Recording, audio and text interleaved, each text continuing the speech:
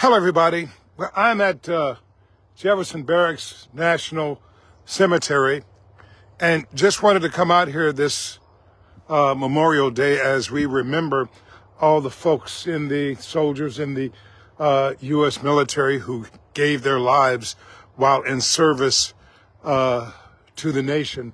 Obviously, we kind of try to take some time in this day to remember what the day actually means and why this day was established. So obviously a lot of people are doing a lot of activities. It's the unofficial start of summer, I believe. But the most important thing, really, is honoring those people, those men and women who gave their lives in service to the nation. Those people who sacrificed so much for the rest of it. As one person said, freedom is not free. And so as you look at the history of the nation, you can see that very clearly when you look at the wars that have been fought and the sacrifices that have been made. Right here at Jefferson Barracks, I think I've read something like, as of like 2021, something like 237,000 people have been interned here at Jefferson Barracks National Cemetery. It is, obviously a lot of people come today to remember friends and relatives and acquaintances and strangers. They normally have a lot of scouts to put these flags by the grave sites, and you can see a flag by each one of those graves, basically to honor all those folks who went off to fight the nation's war, who served in wars, who served in our nation's military during times of conflict, and many of whom who lost their lives in serving the nation, fighting for the freedom for the rest of us. You look at it and you say, well, these were ordinary Americans who did extraordinary things. I think there was some famous general who said, that might have been MacArthur or Nimitz or one of them. They said these were people who were, just living life normally, many of them, going about their normal lives. Many of them joined, right? But many of them, when they had the draft, many were drafted in huge wars like World War I and World War II, and wars like the Korean War, and even wars like Vietnam and Iraq and Afghanistan and all the nation's wars. I think this was established after the Civil War. It goes back that far when it was formally established and everything as a way to remember the people who made the ultimate sacrifices, the people who, while the most Americans were here, on the home front, most Americans were going about their lives. Obviously, during times of huge wars, Americans had a lot of war duties. When you look at the conflicts like World War II, for example, where the entire nation was mobilized for war, you had a lot of Americans here who had duties that were essential to the war effort, like making the tanks and planes and bullets and everything that was essential for fighting the war.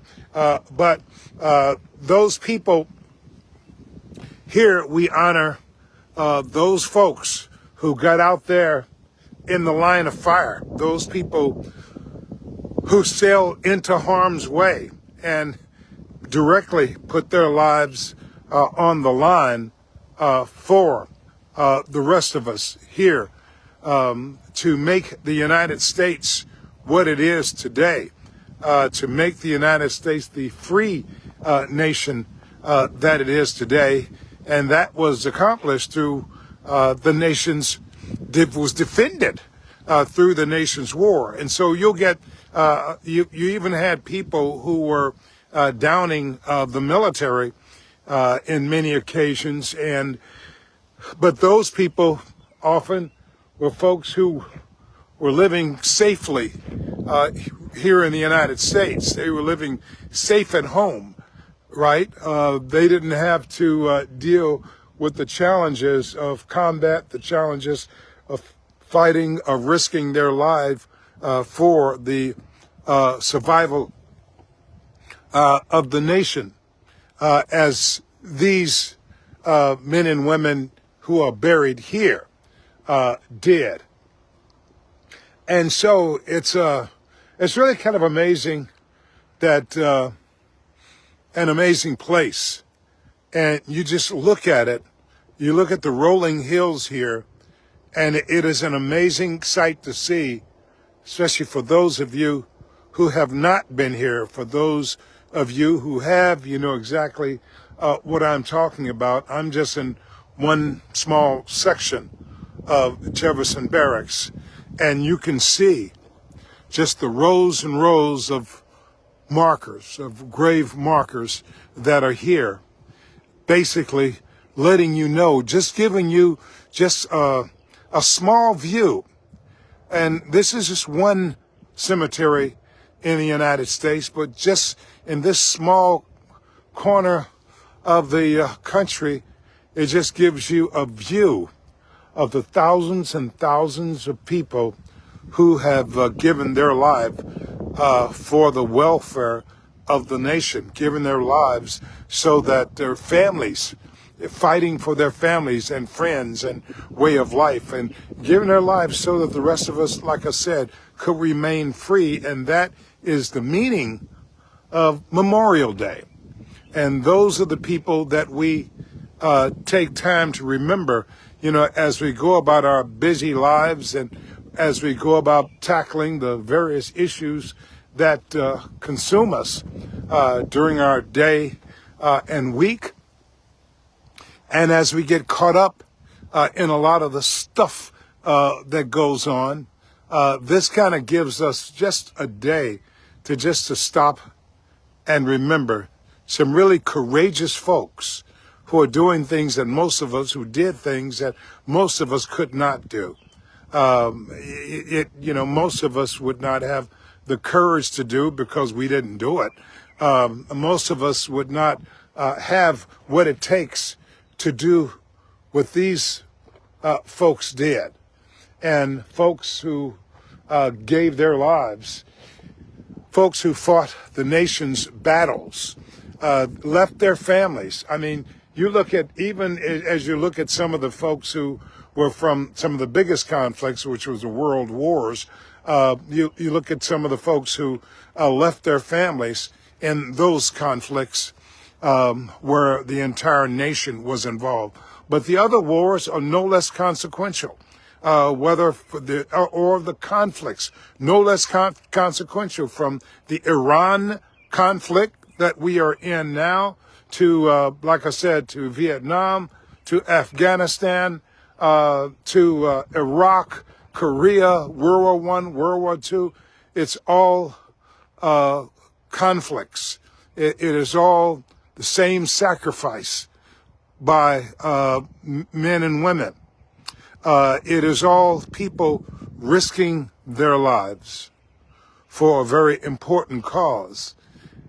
And that cause is the safety of the nation. You obviously had some conflicts like, you had World War II, for example, where the very future of the nation was at stake, and where there was a draft and millions of people were drafted into the armed forces, and hundreds of thousands, I think like 400,000 people died in that conflict.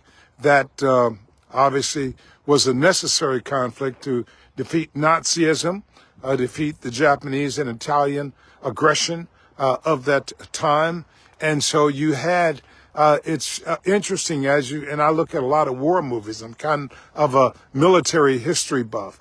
And so as you look at those times, for example, and you see people who were just getting out of high school, some people enlisted and they were underage, right? People wanting to be a part of the conflict, people wanting to do their part to save the nation.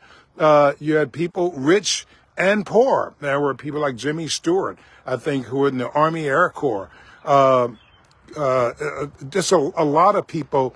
I can't even give you all the names of all the people who have served the nation and who have decided that their life was less important than the life of the nation. And so it's a good time to take time in the midst of everything else, right? In the midst of everything else that we have in store, it's a great time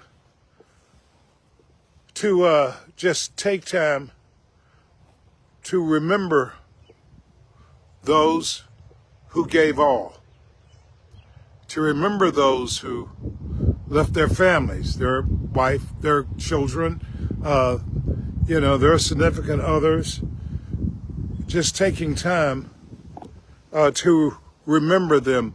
That's why the acts of people like the Boy Scouts are so important, where they come out and they put a flag by each grave, where they come and pay that respect.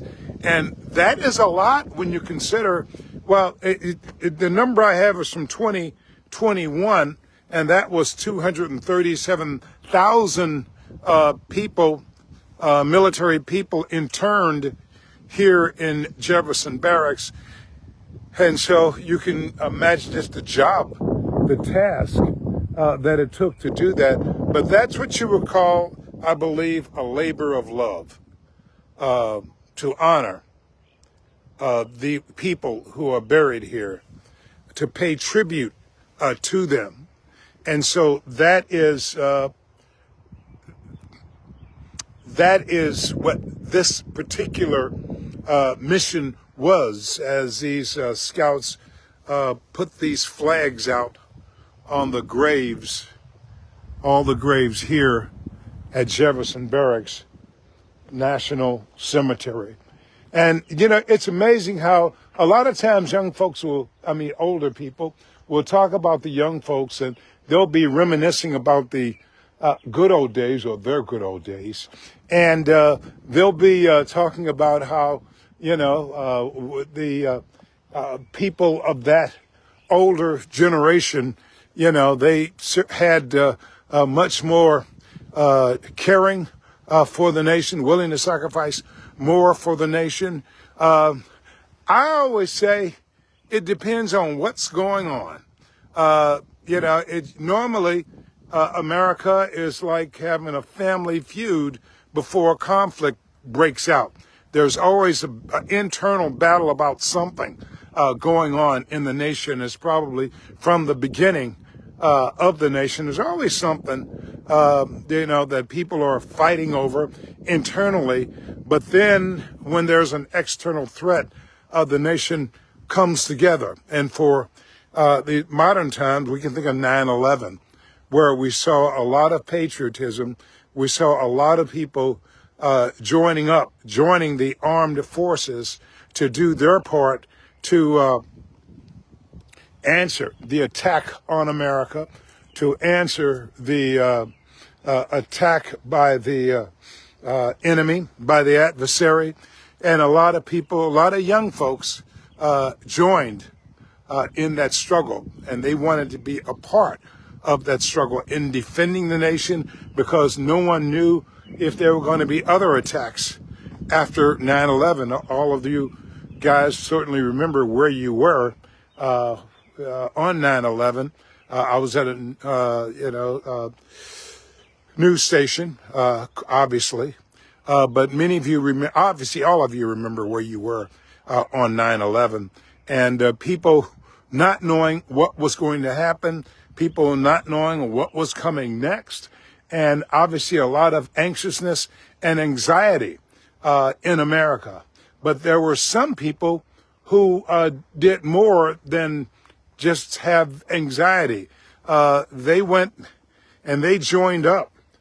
They went and they joined the military service to do what had to be done.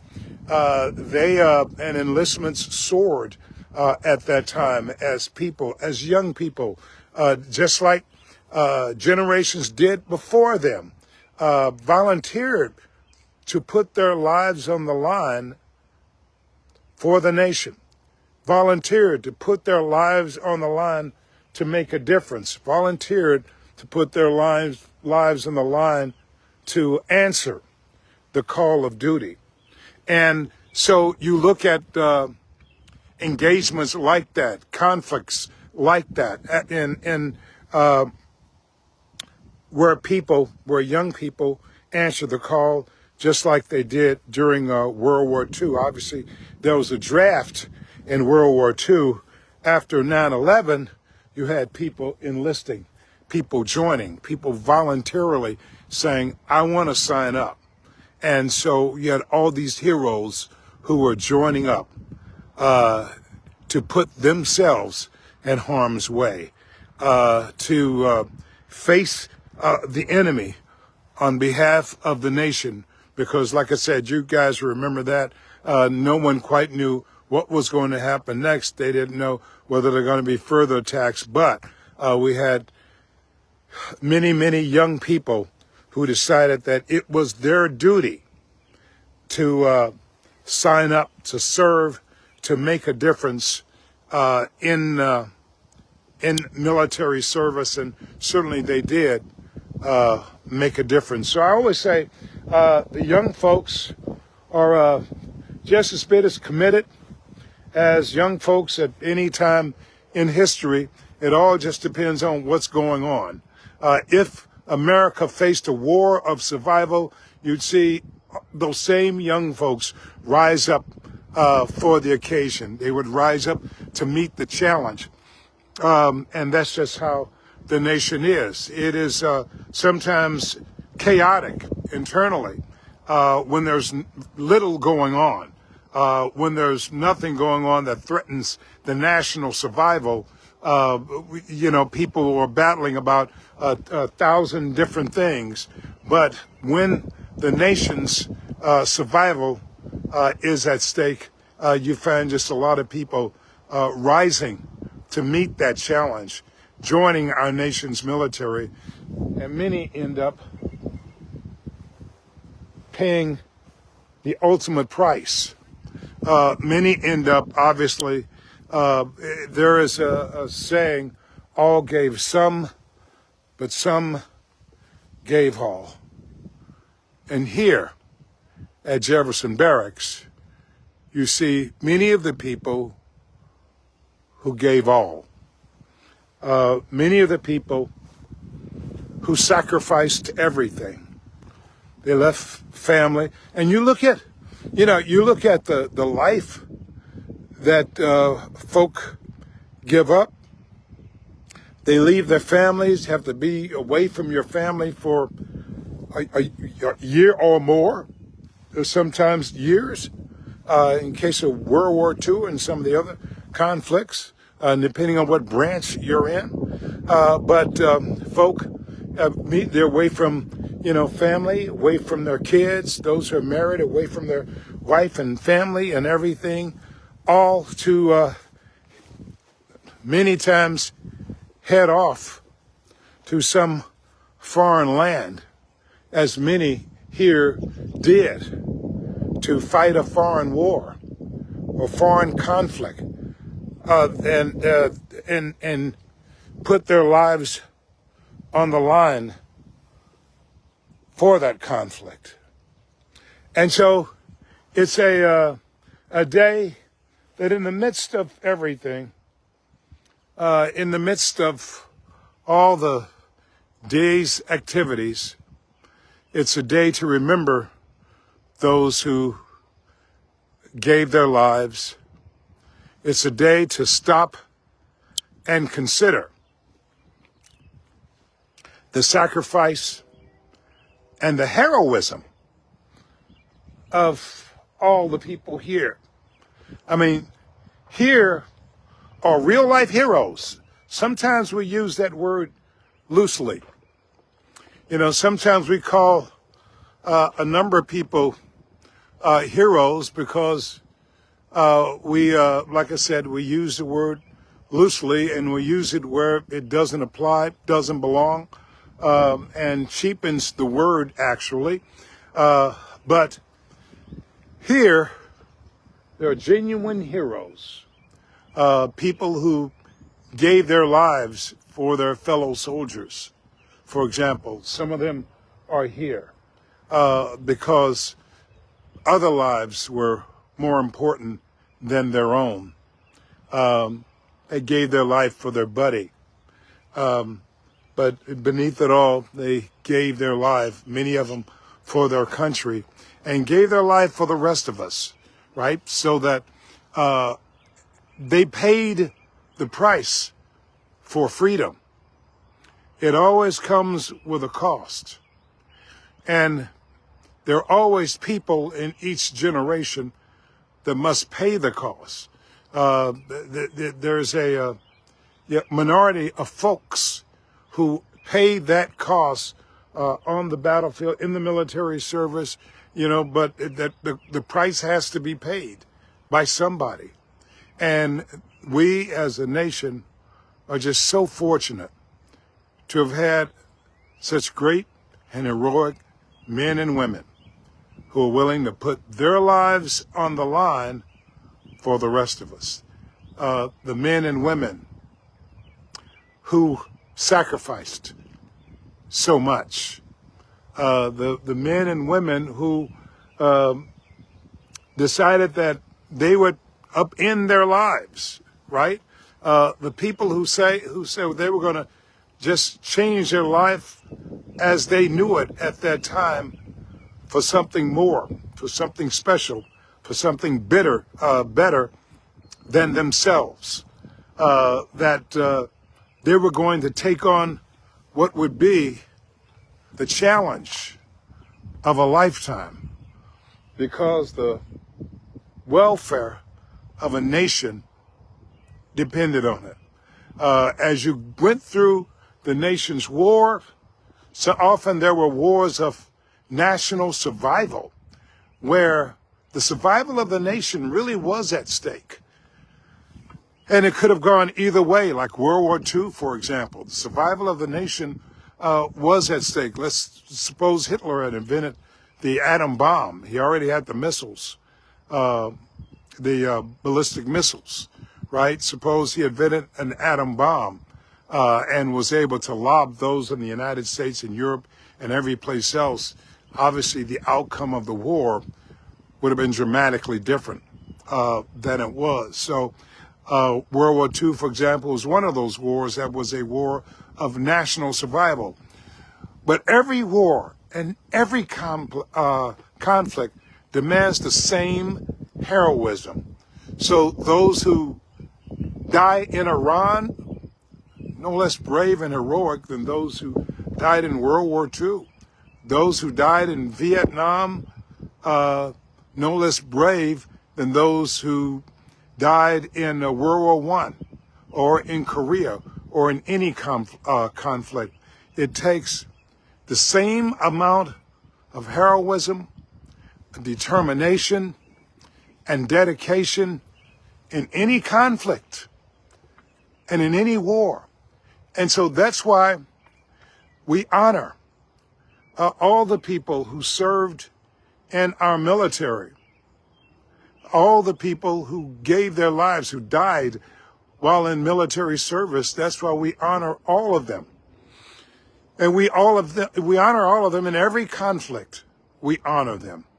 No matter which conflict it was, the same amount of honor is due, because it took the same heroism, whether it was, no matter what war it was, it took the same heroism, whether it was Afghanistan or Iraq or World War I or World War II.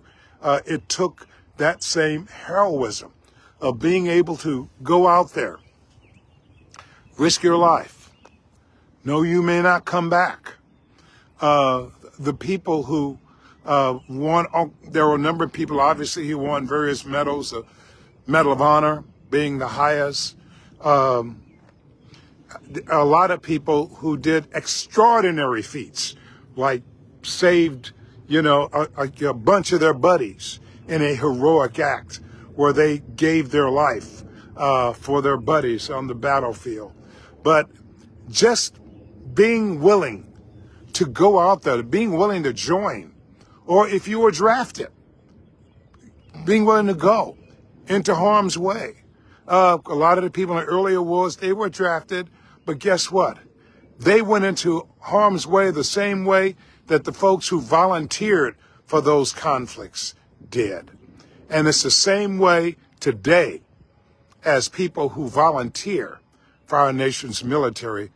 It's still one life, and they put their lives, obviously, on the line, just as the men and women did of the past. So we are fortunate, we are blessed to have brave men and women like those who are here at Jefferson Barracks National Cemetery. We are blessed to have people who are willing to put their lives on the line and die for this country, die for the cause. They were willing to give all, sacrifice their future, sacrifice their life, because the cause was just and the cause was worth it. People don't give up their life for no reason. For most people, your life is the most precious thing you have. And most people, they jealously guard their lives. They don't just give it away needlessly. They don't just volunteer just to give it up for no reason. They don't just say, you know what, I don't care about life. Most people, they don't wake up and say, I don't care about life. I'm going to jump off the bridge or something. Most people do not just give up their lives willy-nilly. And so you look at the people who are buried here. These were the people who volunteered for service that meant, if need be, they would give up their lives. If need be, they would head into harm's way. Any of you who've seen the movie, for example, Saving Private Ryan, a lot of you may have seen that movie, and it talked about the D-Day invasion. And it talked about all the troops, and it's an amazing scene to see, obviously tragic, but something that was absolutely necessary. But it's amazing to see all those men on the boats heading to Normandy Beach, where on the beach and on the rises were German machine gunners and artillery and everything else waiting for them. And so they were heading into the buzzsaw. They were heading into the killing fields. And it's amazing. Many of them knew they were going to die, but they were heading that way, headed right into the jaws of death, really is what it was. But they went, and they still went. And many of them died. Thousands of them died on that day. But they still ultimately overcame the German defenses. As difficult as that was, as challenging as that was, they pushed forward and refused to give up, even though more and more of them were dying. I can't tell you how many people died that day, but the number was in the thousands of American soldiers that died in that battle. But they pushed forward. It's what you call heroism, absolute heroism. And so you have the same, maybe a lesser scale. Maybe you didn't have a big, huge scale of 1 million men invading like Normandy, but that same bravery is called for from soldiers in Iran. Like I said, soldiers in Iraq, soldiers in Afghanistan, soldiers in Korea. All the conflicts require that same amount of heroism, that same amount of courage, that same amount of commitment, that same amount of dedication, that same sacrifice that people make. And as all of these people made, that same sacrifice that these people made, who are willing to sacrifice and who did sacrifice the most important thing to them, and that was their life. And they went knowingly into an environment that could cost them their life, their greatest asset. But they went knowingly into it. They went bravely into it. And people here, like I said, paid the ultimate price so that the rest of us can still enjoy all of the rights that are in the Constitution, that freedom of speech, freedom of religion, freedom of the press, and on, that we could continue to enjoy all those rights. And it's because of the people here, the people who gave their lives so that this could remain a free nation. And so I just want to take up just a few minutes really to say thank you. Just a few minutes to really appreciate the bravery and the sacrifice of all these people here. The people who made it possible for me to be in the media for 50 years. For people to made it possible for me to enjoy a fruitful life and raise a family in this nation. These people, they made that possible. Without them, it would have been something totally different. And this nation may have ceased to be the nation we know and would have been totally different. So it's a good time just to say thank you for all these heroic folks who sacrificed their lives so that we all could live and enjoy freedom. Just want to leave that thought with you on this Memorial Day.